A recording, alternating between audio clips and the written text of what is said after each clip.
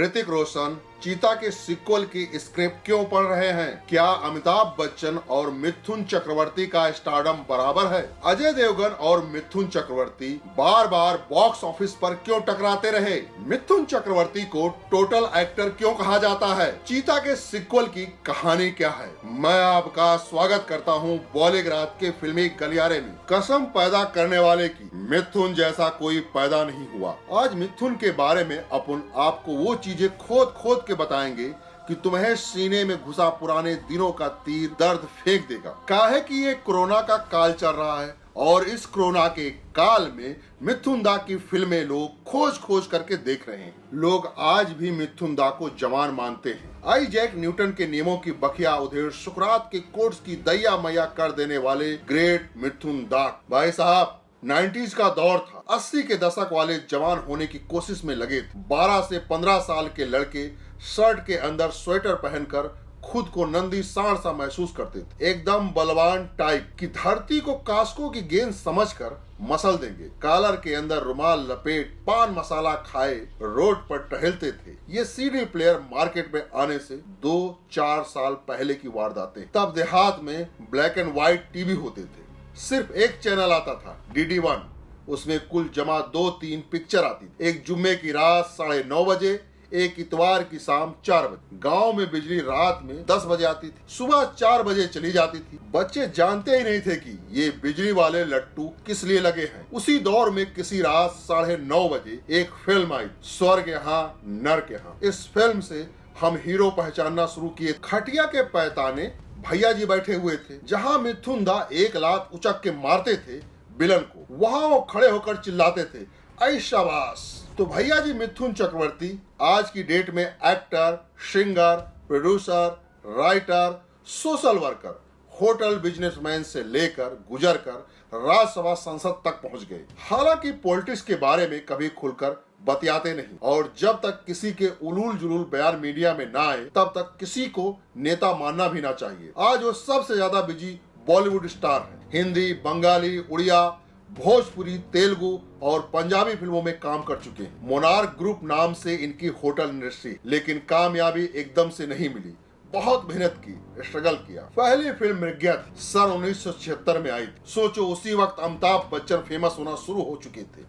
मृग्या एक art house production थी। इसके लिए बेस्ट एक्टर का अवार्ड मिला था मिथुन को। मृणाल सेन ने उनको ऑफर की थी ये फिल्म, जिसकी वजह से हमेशा मिथुन ने उनको अपना गुरु माना। एक और फिल्म मेकर थे मनमोहन देसाई। उनसे जब काम मांगने गए तो उन्होंने मिथुन को 10 रुपए का नोट दिया और कहा, बेटे तू बहुत आगे जाएगा। लेकिन उन्होंने काम नहीं दिया लड़के को। फिर लड़का ऐसा चला कि लोग जमाने तक अमिताभ और मिथुन चक्रवर्ती को एक बराबर खड़ा करते रहे। हालांकि मिथुन बड़े दिल वाले हैं, हमेशा इस बात से इनकार कर जाते हैं। ऐसा कहा जाता है कि मिथुन चक्रवर्ती नक्सलवादी थे। फिल्म लाइन में आने से पहले अपने भाई के साथ हुए हादसे और उसकी मौत ने जिंदगी की पटरी को बदलकर दूसरे प्लेटफॉर्म पर पहुंचा दिया। मुंबई में बड़े बुरे दिन गुजारने के बाद जब अच्छे दिन आए तो भैया गज में ढा दिया। 80 के दशक में सिर्फ मिथुन दा वैसे ही चल रहे थे जैसे आजकल कोरोना वायरस चल रहा। मतलब महीने में 2 फिल्में आ जाती थी।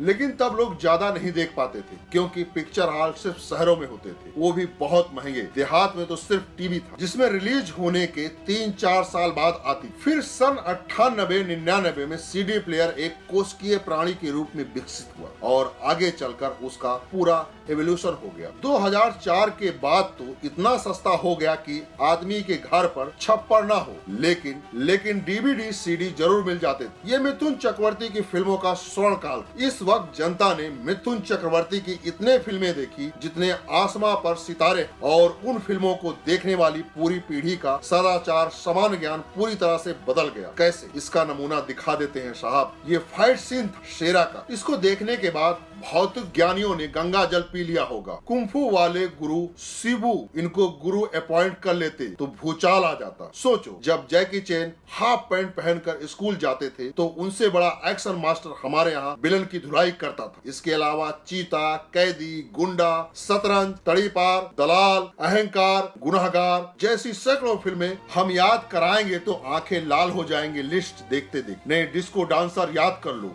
जिमी उसी जमाने का नरेंद्र मोदी था। इंडिया से लेकर रूस तक डंका बजा था भारत का। बस इतना याद रखो कि साइकिल के पीछे छिपने का ख्याल इतिहास में इनके अलावा किसी के दिमाग में नहीं आया होगा। फिर उसके बाद की दूसरी पारी भी कम दमदार नहीं रही, लेकिन एक्शन उतना नहीं मिला। गुरु फिल्म में अभिषेक को सिर्फ बातों से हकाया। यही हाल ओ माई गॉड में किया, जब थोड़ा खला था, लेकिन गुरु असली हीरो तो आजकल वही है। राजू दादा और जिगर साल 1992 में पहली बार मिथुन चक्रवर्ती और अजय देवगन की टक्कर हुई। मिथुन चक्रवर्ती के एक्शन ड्रामा फिल्म राजू दादा और अजय देवगन की एक्शन रोमांटिक फिल्म जिगर बॉक्स ऑफिस पर टकराई थी।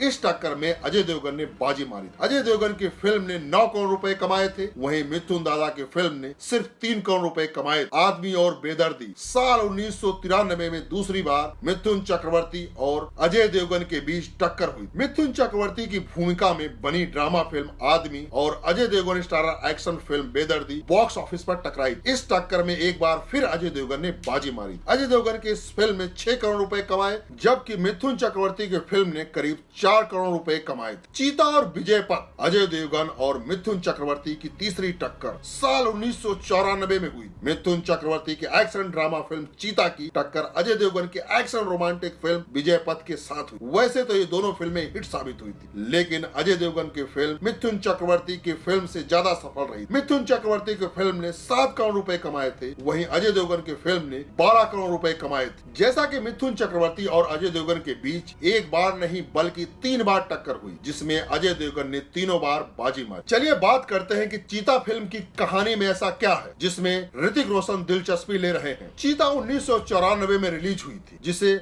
हरमेश मल्होत्रा ने निर्देशित किया। इसमें मिथुन चक्रवर्ती, अश्विनी भावे, शिखा स्वरूप, प्रेम चोपड़ा और रजा मुराद ने अभिनय किया। इस फिल्म की कहानी में हमारे देश में फैले हुए भ्रष्टाचार को दिखाया गया और उस भ्रष्टाचार का पर्दाफाश करता है इंस्पेक्टर अमर। जैसा कि आजकल आप देखते हैं, हमारे देश में भ्रष्टाचार और आतंकवाद चारों तरफ फैला हुआ है। इन्हीं बिंदुओं को लेकर के फिल्म के सीक्वल की कहानी लिखी जा रही है और इस फिल्म को अंतरराष्ट्रीय स्तर पर बनाया जाएगा, जिसमें कहा जा रहा है कि ऋतिक रोशन और मिथुन चक्रवर्ती एक साथ काम करेंगे। इस फिल्म के लिए कैटरीना कैफ और दीपिका जैसी अभिनेत्री से भी संपर्क किया जा रहा है। अब ये देखना दिलचस्प होगा कि इस फिल्म के लिए किस हीरोइन को फाइनल किया जा सकता है।